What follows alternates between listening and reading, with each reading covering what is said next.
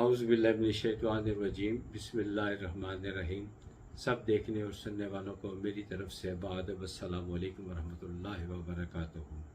आज इंतहाई unexpected issue पे मैं बात करना चाहता हूँ, चूँकि मैं अपने बाकी चीज़ें जो है अपने कॉलम में डिस्कस कर ली करता हूँ, लेकिन ये वाला ऐसी चीज़ है जिसको मैंने कहा कि अर्जेंट ज़रूरत है, तो बेहतर है कि मैं यूट्यूब के ज़रिए इसको शेयर कर दूँ। वो ये है कि गंदम हमारा मुल्क एक ज़रई मुल्क है और ज़्यादातर आबादी हमारी वो ज़रई है, लेकिन बदकिस्मती ये है कि हम असल ज़रई गंदम जो है गंदम उससे महरूम हैं। अजीब अजीब अंदाज अपनाए जाते हैं।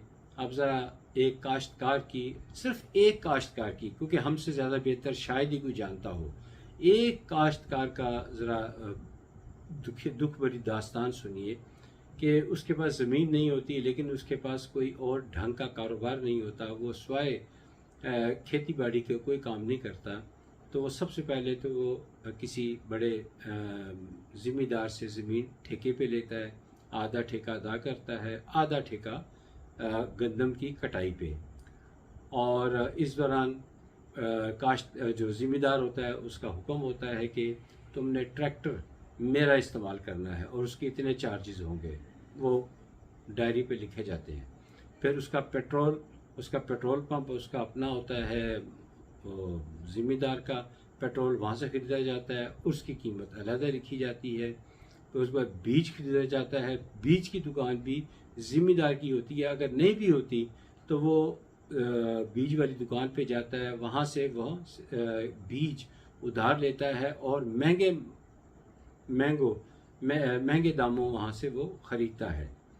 और इसी तरह ट्यूबवेल चलता है या पीटर इंजन जिसे बोलते हैं वो चलता है, तो वो सारा कुछ डीज़ल वो सब उधार पे लेता है और महंगे दामों लेता है।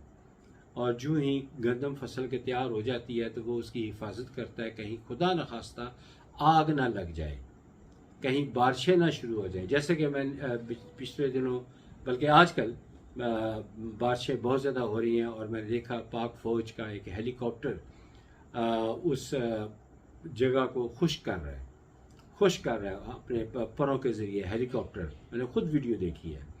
तो कितनी तकालीफ के बाद वो कुछ पैसे कमाता है, और जो ही वो पैसे कमाता है तो आधे पैसे तो सीधे वो ज़िम्मेदार ले जाता है। बाकी जो पैसे बचते हैं वो पैसे कोई बीज वाला ले जाता है, कोई तेल वाला ले जाता है, कोई जो ट्रैक्टर चलाता है वो ले जाता है। और इसके साथ एक और बड़ी दुख भरी दास्तान है, वेरी सॉरी टू से, मैं बहुत बड़ा रिस्क लेके बात कर रहा हूँ कि वो तमाम गंदम जो है गंदम हुक्म ये होता है काश्तकार को या ज़िम्मेदार को कि तुम ज़रूरत के मुताबिक अपने लिए अपने घर में रख लो और बाकी सारी की सारी सरकारी गोदाम में जमा करवा दो। चलें, कोई बात नहीं, सरकारी गोदाम में जमा करवाएं। हो सकता है कि हुकूमत की नीयत अच्छी हो, इसमें हम सब्सिडी शामिल करें और सब्सिडी शामिल करके आवाम को सस्ते दामों फ़रोख्त करें, लेकिन ऐसा नहीं होता। बदकिस्मती ऐसा नहीं होता। वो सारी की सारी गंदम वो जो है वो बैरून मुल्क चली जाती है। अच्छी बेहतरीन सुर्ख दाने वाली गंदम वो सारी की सारी वो एक्सपोर्ट हो जाती है, बैरून मुल्क एक्सपोर्ट हो जाती है। और हम हाथ पे हाथ रख के बैठे रहते हैं, गंदम की कमी हो जाती है। तो फिर मजबूरन जब शोर शराबा मचता है तो फिर वो जो गंदम ख़राब गंदम होती है, मैं बड़े ज़िम्मेदाराना अंदाज से ये बात कर रहा हूँ कि वो ख़राब गंदम जो है जिसको घिन कीड़ा और पता नहीं क्या कुछ लगा होता है, वो महंगे दामों हमारे मुल्क में इंपोर्ट होती है। और वो इंपोर्ट की हुई गंदम, उसका आटा तैयार किया जाता है और वो आटा फिर हम खाते हैं, जिससे बीमारियां जन्म लेती हैं। तो मेरी हुकूमत वक्त हुकूमत पाकिस्तान से दरख्वास्त है कि इस तरफ तवज्जो दे, कम अज़ कम आवाम को खुराक तो सस्ती फराहम करे। कोई ज़रूरत नहीं है एक्सपोर्ट करने की। हो सके तो आवाम का जो काश्तकार हैं उनको रिलीफ फराहम करें, उनको बिजली सस्ती फराहम करें, उनको बीज जो है वो और बारदाना और मुख्तलिफ़ चीज़ें आसानी से मुयस्सर करें। इंशाअल्लाह ताला पाकिस्तान खुराक के मामले में कम अज़ कम खुद कफ़ील होगा इंशाअल्लाह ताला।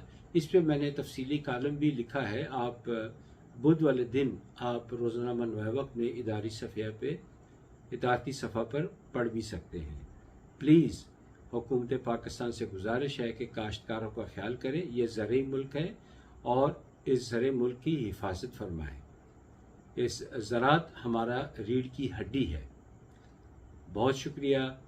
उम्मीद है कि ये वीडियो पसंद आएगी और जो करता धरता हमारे मुल्क के हैं उन तक ये बात पहुँचेगी।